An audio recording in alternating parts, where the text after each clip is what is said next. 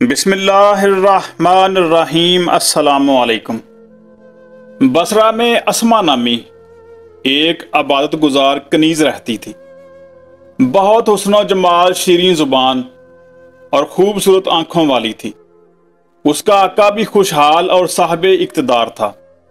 ایک دن اس کا حضرت صالح مری رحمۃ اللہ علیہ کے اجتماع سے گزر ہوا۔ اس وقت آپ لوگوں کو واعظ و نصیحت کر رہے تھے۔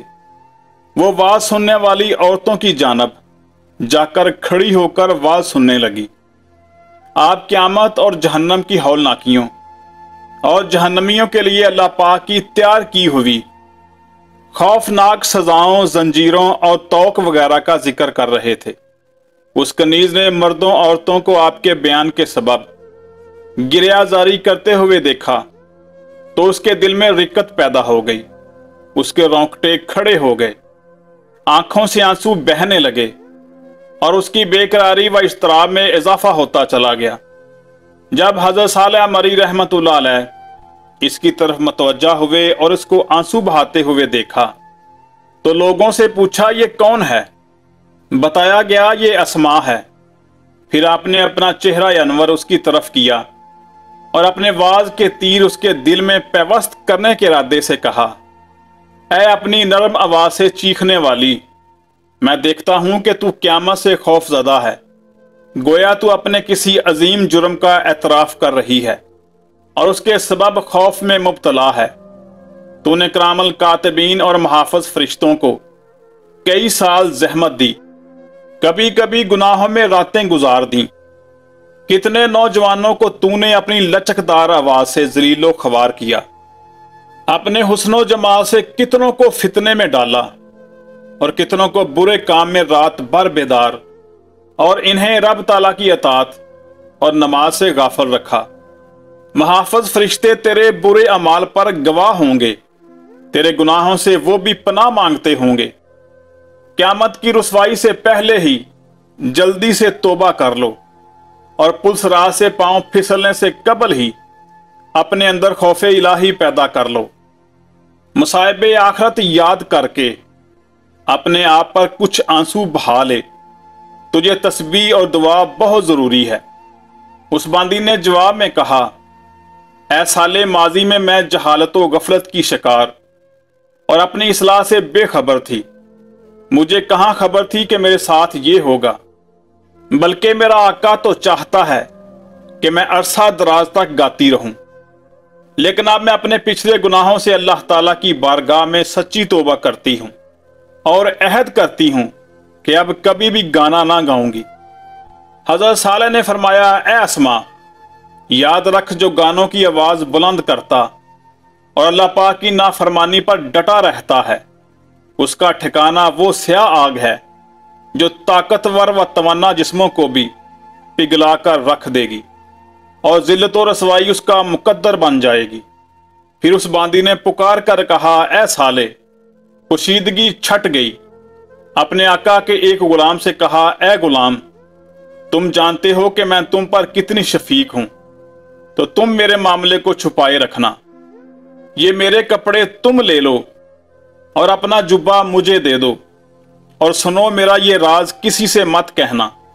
پھر اس باندی نے اپنا لباس اتار کر غلام کا جبہ پہن لیا، اپنے بال کاٹ کر آقا کے گھر میں ہی کسی خفیہ مقام پر جا چھپی۔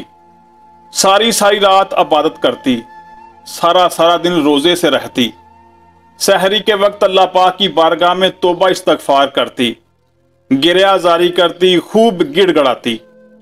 اس کا آقا اس کی جدائی میں غمگین ہونے کی وجہ سے اس کی تلاش میں کئی جگہوں کی خاک چھانتا رہا۔ پھر جب وہ زرد اور دبلی پتلی ہو گئی تو اپنے آقا کی خدمت میں حاضر ہوئی۔ روزوں اور راتوں کے قیام کی کثرت نے اسے کمزور کر دیا تھا۔ وجد و عشق الہی سے اس کا حسن ماند پڑ گیا تھا۔ اس نے آقا کو سلام کیا۔ سلام کا جواب دینے کے بعد آقا نے پوچھا، تم کون ہو؟ اس نے جواب دیا، میں آپ کے دل کا چین و سکون، آپ کی باندی اسما ہوں۔ آقا نے دریافت کیا، تمہاری یہ حالت کیسے ہوئی؟ اس نے بتایا، نافرمانیوں کی نحوست، جہنم اور اس کی ہولناکیوں کے خوف نے میرا یہ حال کر دیا ہے۔ आका ने कहा, अगर तू इससे बाज ना आई और अपने कपड़े पहनकर खुद को ना संवारा और अपने नफ्स पर सख्तियां करना तर्क ना की तो मैं तुझे बांध कर सख्त सजा दूंगा। बांदी ने जवाब दिया, आपकी सजा तो खत्म हो जाएगी, लेकिन मेरे अल्लाह पाक का अजाब कभी खत्म होने वाला नहीं, तो अब जो आपके दिल में आए करें। यह बात सुनकर आका ने अपने गुलामों को हुक्म दिया, इस बांदी को बांधकर कोड़ों से मारो।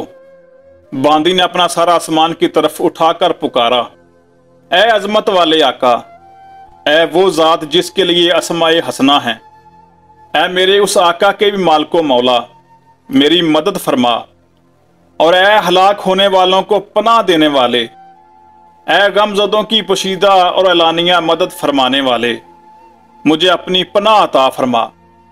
जब उसके आका ने मारने के लिए कोड़ा उठाया तो उसके हाथ शल हो गए और उसने महसूस किया कि किसी ने उसको पीछे से खींचा है, लेकिन जब पीछे देखा तो कोई दिखाई ना दिया। फिर अचानक एक आवाज आई, ए अल्लाह ताला के दुश्मन, अल्लाह ताला की वलिया को छोड़ दे। ये सुनकर वो धड़म से जमीन पर गिरा और बेहोश हो गया और उसके हाथों से खून बहने लगा। उसकी बांदी अस्मा खड़ी हुई और उसके हाथ से खून साफ करते हुए कहने लगी, ए मस्कीन शख्स, अपने गुनाहों और खताओं से तौबा करके अपने मालिक हकीकी की इताअत इख्तियार कर ले। जब अफाका हुआ तो उसने बांदी से कहा, ए नफ्स को मारने वाली, मुझे मालूम ना था कि तुम इस मकाम पर पहुंच गई हो। अल्लाह की कसम, अब मैं तुम्हारे साथ रहूंगा। फिर वो दोनों इकट्ठे इताअत व इबादत में मशगूल हो गए और अपना मालो दौलत तर्क करके बाखुशी किनात इख्तियार कर ली। ऐ मेरे प्यारे मुसलमान भाइयों, जब औरतों ने मर्दों की तरह इमाले साले इख्तियार किए और उन्होंने अल्लाह ताला के दरे रहमत का कसद किया, उनके अमाले सालिहा ज़ाहिर हुए तो उनके अहवाल अच्छे हो गए, वो अपने मकासद के हसूल में कामयाब हो गईं। ऐ अपने अमाले कबीहा पर असरार करने वाले और कसरत गफलत के सबब तोबा में टाल मटोल करने वाले, तो किस तरफ जा रहा है।